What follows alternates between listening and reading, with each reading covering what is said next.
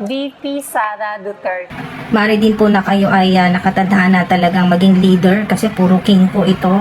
Mamahala, maging yun nga po, breadwinner, leader, yung kayo talaga yung inaasahan kayo. So ito mga idol, pakinggan po natin itong hula para kay VP Sara Duterte at kay Pangulong Rodrigo Duterte. Pakinggan po natin mga idol kung ano ang sabihin ng mga hula sa kanilang dalawa o sa mga pamilyang Duterte. About kay... ayan, maraming may gustong niyan, makaalam. Sis. Nula ko na yan, di ba sabi ko sa inyo, aalis siya sa niya. Di ba sinabi ko na yan eh. So may tingnan natin Oo. ulit ngayon about kay VP Sara. Nako, ang dami nakaano sa kanya na yung plano. Lalaban siya. Pero may case pa rin nga harapin. Hindi ko alam kung ano to na maaring harapin niya. Pero lalaban siya. Sabihin lalaban sa pagtakbo ng susunod na ng ating susunod na presidente. Sa mas higher position. Isa siya sa maaring lumaban o tumakbo. Nga lang, ang naanong ko lang dito, ang sitwasyon niya ngayon kasi parang yung yung gulo na nakikita ko by next year. Hindi ako kung ano tong gulo. Parang kinikilabutan ako. Ba't ganon? Grabe ka. Ba't kinikilabutan ako? Medyo magulo ang next year, lalo sa takbo ng election natin. Pero kasi sa card ko, palaban talaga siya. Hindi siya talaga susuko at meron siyang gagawin na parang malaking issue sa taon na ito na maaring, hindi ko alam kung laban sa, ayoko kasi politics. Magugulat na lang kayo kasi merong bago siyang gagawin na magiging parang atensyon. Okay. No? Na magiging parang usap-usapan. So yun ang aabangan natin. Kung ano yan. Pero may case akong nakikita na ang gumagawa naman ito parang parang grupo na parang iniipit o yun ang gusto niya mangyari. Parang case yun na ibinibigay sa kanya. Pero sa palagay ko, malulusutan niya rin. Okay. Pero, wow, promotion. Meron. Stress ka sa kasalukuyan, anxiety, 9 of swords. Stress po kayo, marami kayong responsibilidad, parang pasan mong lahat ng mga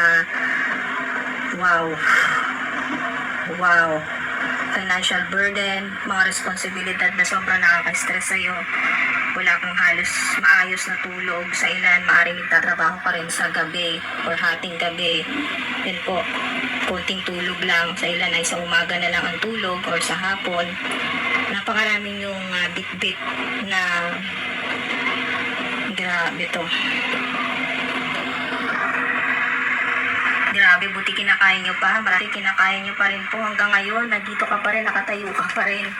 Kahit na sobrang hirap, no, mga lord. Grabe yung anxiety. Sobrang pag-aalala.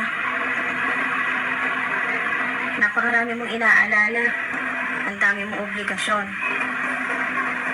May tumutulong sa'yo ng mga ancestors mo na king at queen.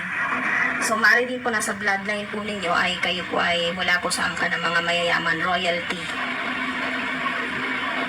Pentagram at pentacles ang naririnig ko po dito.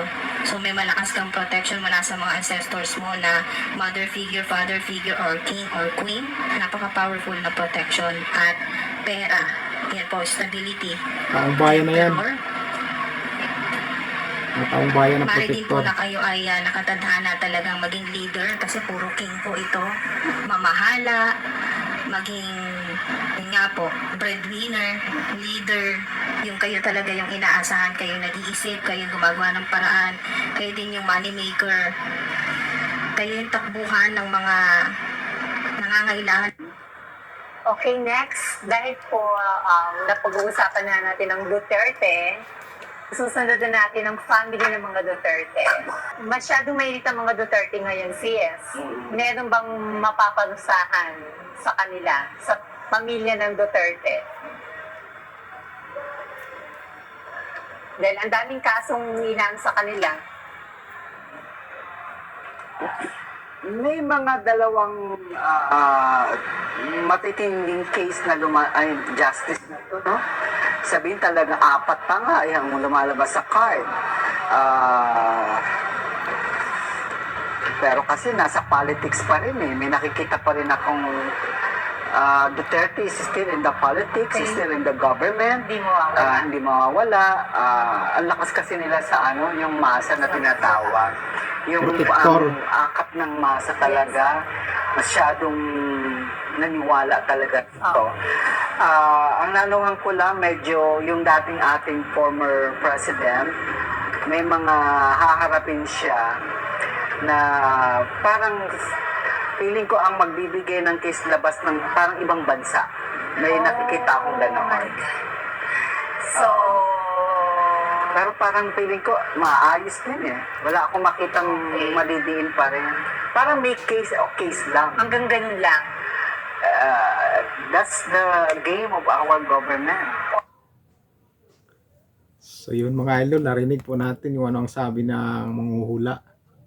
Magkaroon man ng kaso si Pangulong Rodrigo Duterte, pero baliwala lang din yan dahil malulusutan niya. Matalino po si Pangulong Rodrigo Duterte, hindi nyo basta-basta mapakulong yan. Lalong-lalo na kung ang mga ebidensya nyo ay hindi po solido. At saka si VP Sara naman, kahit anong pagtulong-tulong nyo sa kanya o pang-iipit nyo sa kanya, kayang-kaya niya kayong harapin at lalabanan. Dahil si VP Sara ay napakatalino yan. Talino yan si VP Sara, manang-mana sa tatay yan. Kaya kayong mga nagtulong-tulong ngayon para sa mga Duterte na gusto nyo ipabagsak, tigilan nyo na yan dahil wala pong kabuluhan yan at hindi po ninyo mapabagsak ang mga Duterte. Hindi nyo po mapabagsak dahil ang mga protektor nila ay ang taong bayan. Ang taong bayan po ang mapoprotekta sa mga Duterte dahil sila lang po ang tanging pag-asa ng ating bayan na mamuno. Kaya napakalakas ang protekta nila sa mga tao. Ipinaglalaban sila ng mga tao dahil alam ng mga tao na kapag ang mga Duterte, safety ang ating bansa at sigurado maganda ang pamamahala ng mga Duterte. Ligtas sa mga krimen, sa mga taong masasama. At isa pa, may panindigan, matapang, hindi mo basta-basta masisindak. Yan ang mga Duterte. Dapat yan talaga ang mamuno sa ating bansa. Sana sa sunod na taon o sa sunod na Pangulo ay isa na sa kanila ang magiging Pangulo ulit sa bansa. So yun lang mga idol. Kaya kung bago lang kayo sa channel ko, huwag na sana kalimutan mag-subscribe mga idol at pakiclick ng notification bell para updated kayo sa mga i-upload kong video. At kung solid Duterte po kayo, sama-sama po tayo dito mga idol sa channel ko para dumami po tayo. Yun lang mga idol at ingat kayo. So yun lang po mga idol at ingat kayo. God bless po sa inyo.